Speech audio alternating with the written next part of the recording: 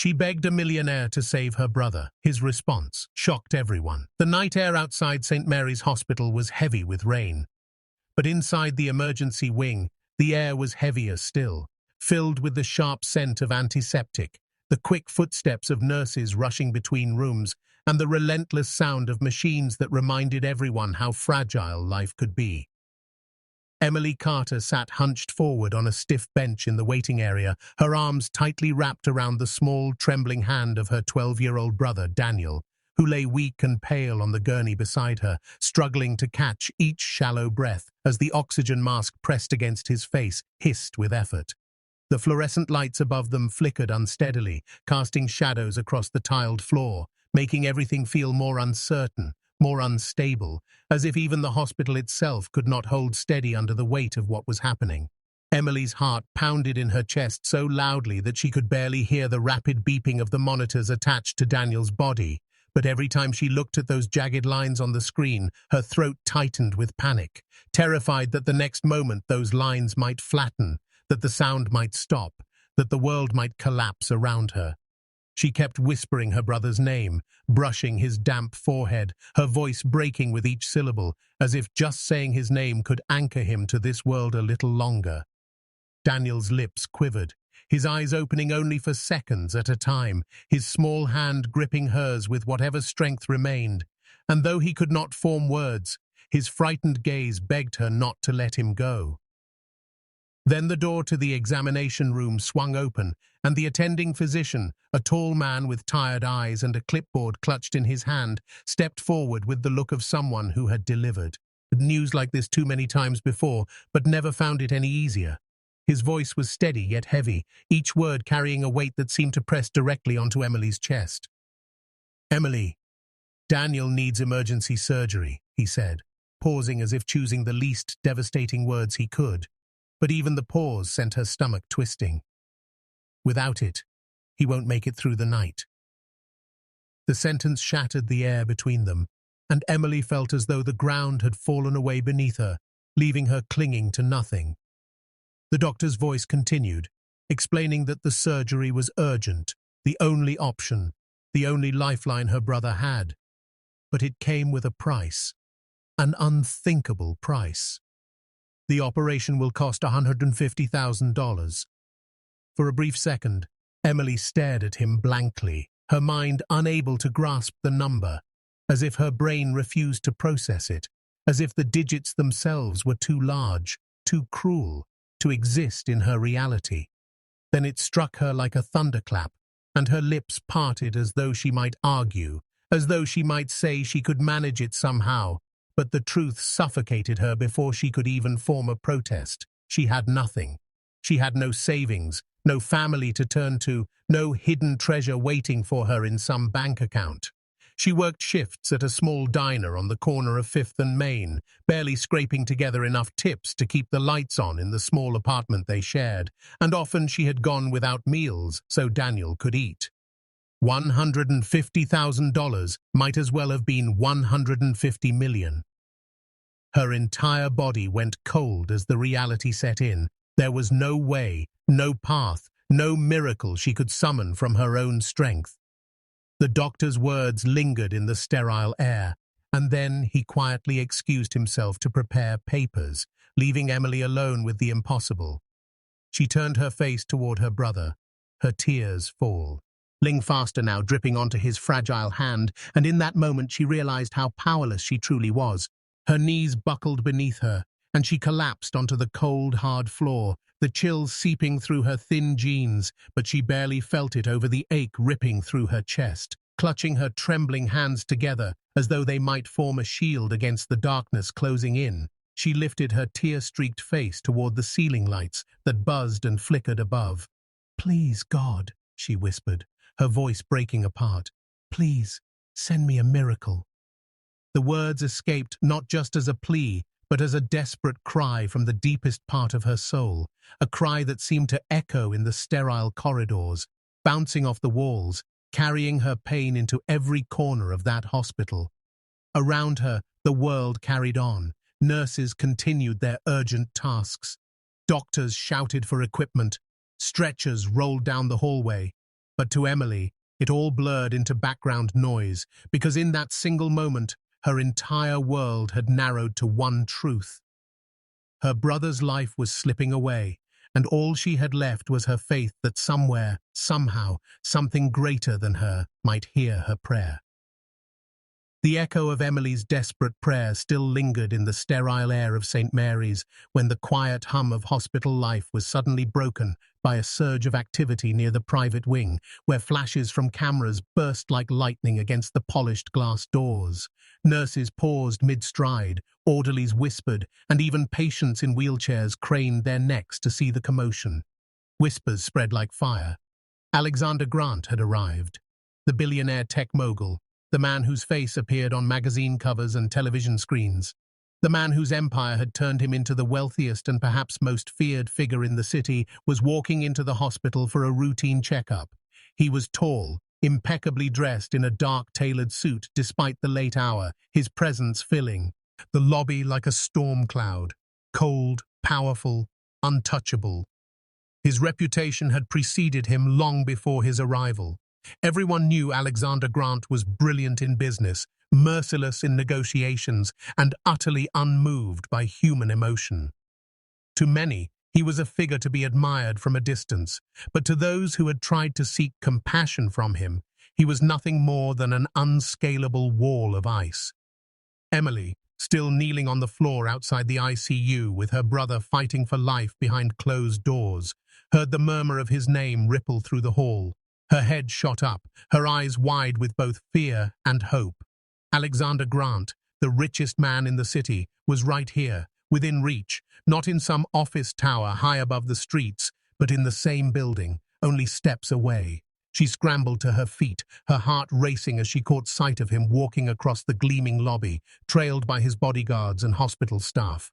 This could be it. This could be the miracle she had begged for.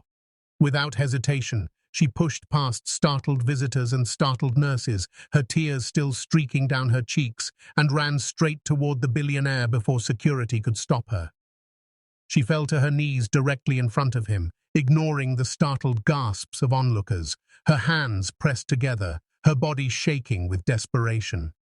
Her voice cracked, loud enough for everyone nearby to hear. "Mr. Grant, please. My brother is dying. The doctor said only surgery can save him, but I can't afford it. You have the money. I beg you, help me."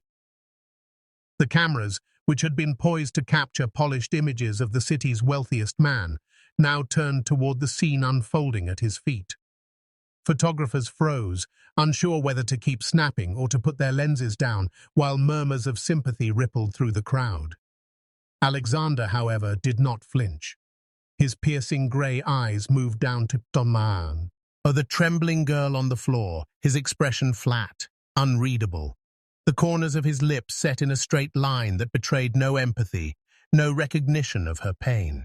For a heartbeat, Emily thought she saw his eyes soften, but then his voice cut through the heavy silence, cold and sharp like a blade. "Do you know how many people try to use tears to get to me?" he said, each word deliberate, each syllable echoing off the marble floor, as though meant to pierce not just her, but everyone watching. "Your brother's life isn't my responsibility." The words hit Emily like a physical blow. Her breath caught in her throat, her body trembling harder as she reached out, clutching at his sleeve with trembling fingers, desperate to anchor him in place. "Please, please, he's only 12 years old," she sobbed, her tears falling onto the polished leather of his shoes, her voice so raw it scraped her throat. But Alexander did not look down again. His eyes remained fixed ahead, his jaw tight, his face carved in stone. One of the bodyguards stepped forward, ready to peel Emily away, but she clung harder, her knuckles white as she grabbed his hand. "Don't walk away from me," she cried, her voice echoing across the silent lobby. "You could save him. You could save him with less than what you spend on dinner." For the briefest moment, the millionaire's hand remained in hers, warm and real, a lifeline she prayed would hold. But then he pulled away, the motion swift and final, as though shaking off a raindrop. He did not glance back, did not acknowledge the whispers rising from the crowd. did not slow his stride as he headed toward the gleaming VIP elevator at the far end of the hall. The cameras resumed their clicking, but now the images they captured were not of a powerful man commanding admiration. They were of a desperate girl left crumpled on the hospital floor as the man with the means to save her walked away. Emily's body shook violently as she collapsed back onto her knees, her cries muffled by the sterile walls, her heart screaming with the knowledge that she had touched hope with her fingertips only to have it ripped from her grasp by the coldest man she had ever encountered. The sound of Emily's sobs in the lobby eventually faded into the background hum of the hospital as the hours crawled forward, each one heavier and more unbearable than the last. And though the world outside the windows of St. Mary's turned darker as night thickened, the lights in the ICU burned brighter, illuminating the frantic silhouettes of doctors and nurses fighting against the inevitable decline of Daniel's fragile body. Inside that room, the steady rhythm of machines turned into an erratic symphony of alarms, shrill beeps spiking unpredictably, red warning lights flashing on monitors as physicians barked orders for more medication, for more oxygen, for someone to page the surgeon again, while a nurse pressed firm hands against the boy's chest, watching the jagged lines on the screen stutter and dip dangerously low.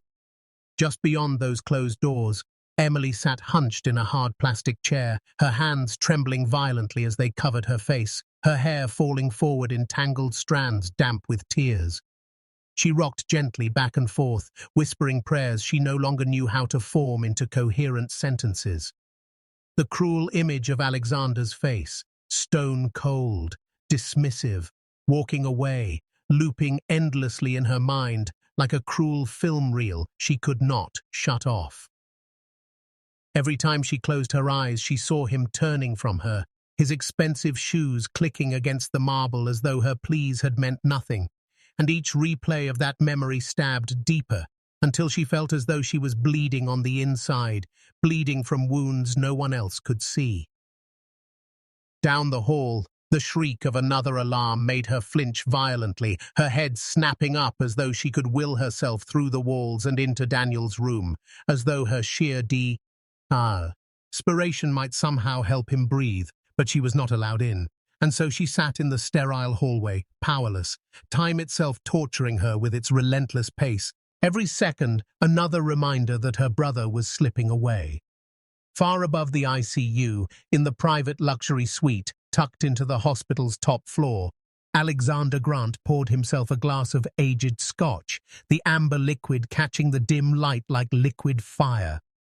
He sat in silence, his posture stiff, his gaze fixed on nothing in particular, but the echo of Emily's cry lingered in his mind, louder than he cared to admit. He lifted the glass slowly, the crystal cool against his fingertips, and brought it toward his lips, but just as the alcohol's smoky scent reached him, something in his chest tightened. His breath caught, his body freezing mid-motion, the room around him dissolving as a memory he had buried long ago tore itself free, crashing through his carefully built walls of indifference. He was no longer Alexander Grant, billionaire mogul. He was a boy again, small and frightened, standing in a hospital eerily similar to this one, his hand clutching the thin fingers of his mother, her face pale and strained as she gasped for air. He remembered the way she had begged the doctors, her voice breaking as she pleaded for treatment, the way they had glanced at her with pity before shaking their heads, explaining that without insurance, without money, nothing could be done. He remembered watching her cry in a hallway, much like the one Emily now sat in, remembered how she had collapsed when she realized no miracle would come for her, remembered how her breathing had slowed, faltered, and then stopped, leaving him standing in silence, numb and broken, with no one in the world to hold him. The glass in Alexander's hand began to tremble, the surface of the scotch rippling like a disturbed pond, and with a sharp intake of breath, he set it down on the polished table before it could slip from his grip. His reflection in the glass caught his eye, an older version of the boy who had once known desperation firsthand, now staring back at him with the same hollow emptiness he had once cursed in others. His jaw tightened, his chest heavy as he muttered under his breath, barely louder than the hum of the ventilation system. Am I becoming the same heartless men who once ignored me? The question hung in the air, thick and suffocating, the silence around him deepening as though the walls themselves demanded an answer.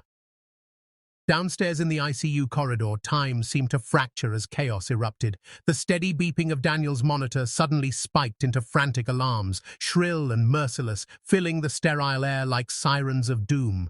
Nurses rushed past with trays of equipment, their shoes squeaking against the polished floor, voices rising in urgent commands as one shouted for more oxygen and another called for the crash cart. Emily leapt from her chair, her hands pressed against the glass window of Daniel's room, her eyes wide with horror as she watched her little brother's chest heave in uneven gasps, his frail body trembling under the assault of failing lungs. Her own scream stuck in her throat, strangled by terror as she banged against the door, begging them to let her in, begging God not to take him away. Every second stretched like an eternity, every alarm a knife twisting deeper into her chest until her knees buckled and she sank against the wall, whispering his name through broken sobs. And then, in the middle of the chaos, the ICU doors slammed open with a force that cut through the noise, and the entire hallway seemed to hold its breath.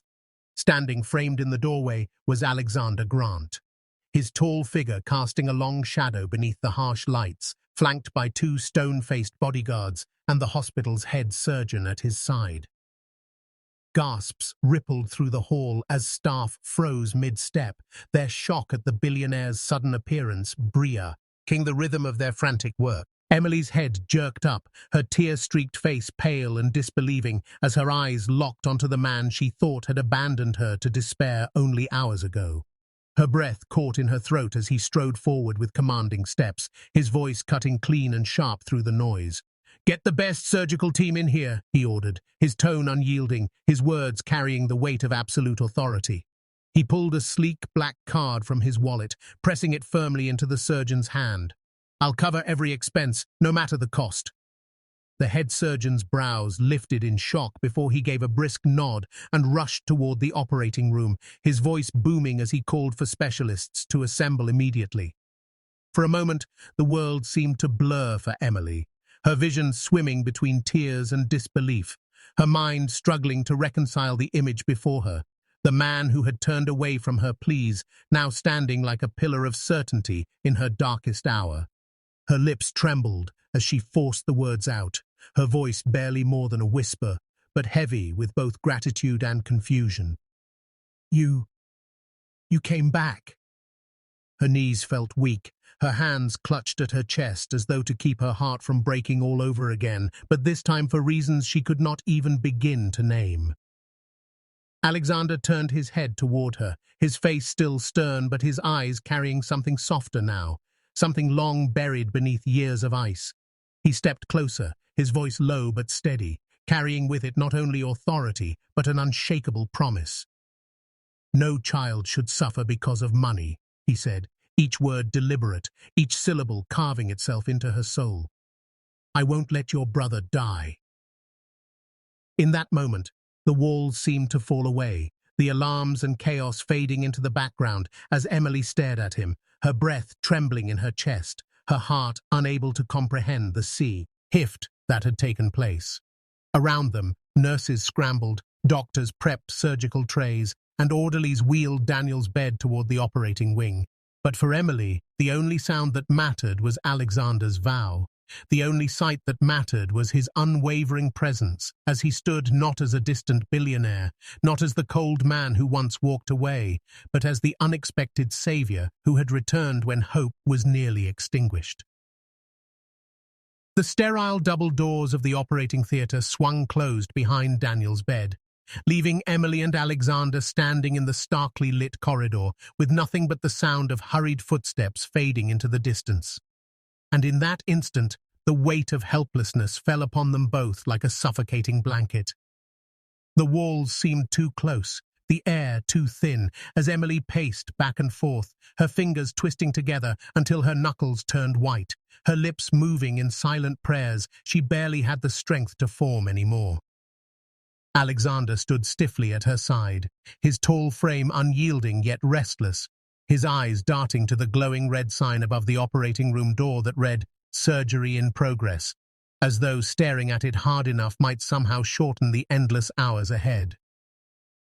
Inside the theater, the muffled echoes of surgeons' voices, the clatter of instruments, and the beeping of machines seeped faintly through the door, each sound a haunting reminder that Daniel's fragile body was now caught in the delicate balance between life and death. Emily pressed her ear against the cold metal for a moment, desperate to hear something, anything, but the indistinct sounds only made her chest tighten further. She slid down against the wall, hugging her knees, tears spilling freely as she whispered, "Please, God, let him come back to me." The minutes stretched into hours, each second dragging on like a lifetime, and though Alexander had found Ashed boardroom battles, billion-dollar deals, and crises that had brought nations to their knees, never had time itself mocked him in such cruel silence. He tried to distract himself by pacing, by pulling out his phone only to set it back down, by adjusting his cufflinks as though any act of control could matter here. But his composure cracked with every muffled alarm, every frantic shout that leaked from behind the doors. Emily's sobs punctuated the silence, raw and jagged, and though Alexander's instinct was to remain detached, to keep the armor of indifference that had protected him for years, something within him shifted each time her voice broke. He wanted to tell her it would be all right, but the truth was, he didn't know, and that uncertainty gnawed at him until his chest ached. At one point, a nurse hurried past, pushing a tray of fresh instruments, her face pale with urgency, and Emily lunged forward, grabbing her sleeve, begging for news. The nurse's eyes softened, but she shook her head, whispering, "They're still fighting for him," before disappearing inside. Emily collapsed again, her head buried in her hands, and Alexander, against his nature, lowered himself to sit beside her, their shoulders brushing, the distance between them shrinking not by choice but by shared desperation.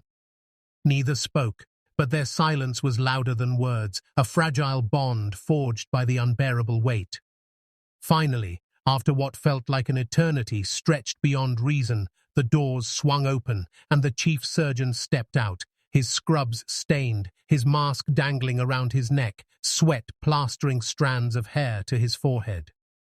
Emily's breath caught in her throat, her entire body trembling as she staggered to her feet, terrified of what his face might reveal. For a heartbeat, the surgeon's expression remained unreadable, and the world seemed to hold still, the corridor frozen in suspended silence. Then, slowly, his lips curved into a tired but genuine smile.